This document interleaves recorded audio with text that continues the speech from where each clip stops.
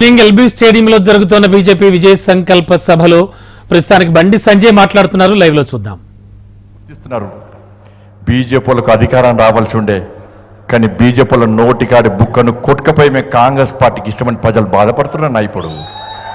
ఇప్పుడు బాధపడుతున్నా కాంగ్రెస్.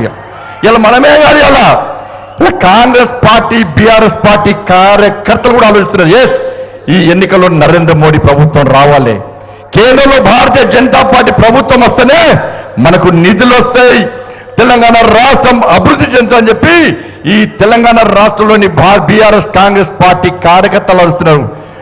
నేను మళ్ళీ చెప్తున్నా, వేదిక సందర్భంగా ఈ వేదిక ద్వారా నేను బీఆర్ఎస్ కాంగ్రెస్ పార్టీ కార్యకర్తలు విజ్ఞప్తి చేస్తున్నా.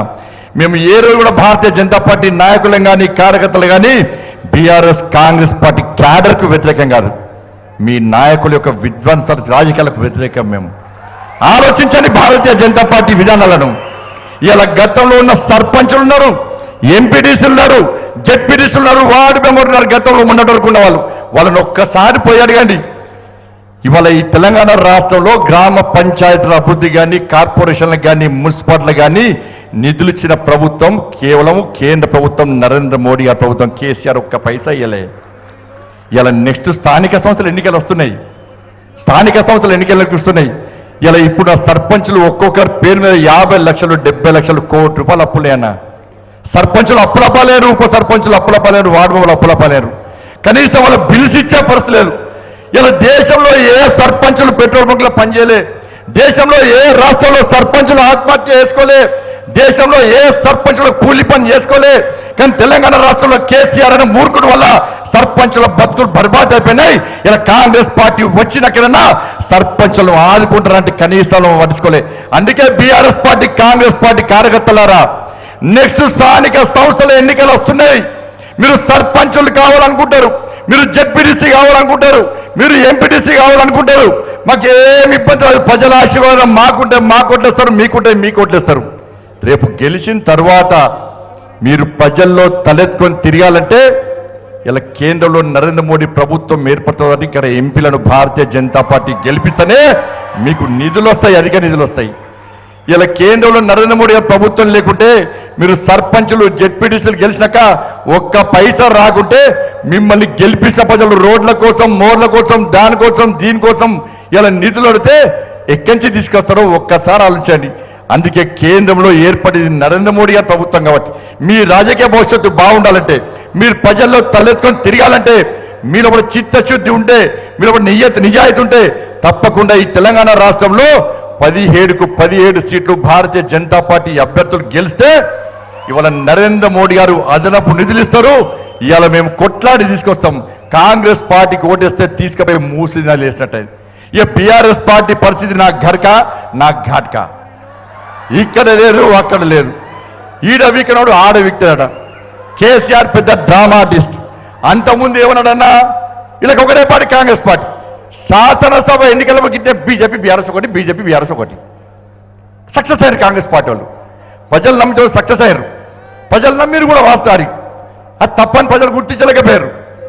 మళ్ళా పార్లమెంట్ ఎన్నికలగానే మళ్ళీ బీజేపీ బీఆర్ఎస్ కూడా అంటున్నారు. కాంగ్రెస్ పార్టీ ప్రచార వస్త్రాలు లేవు.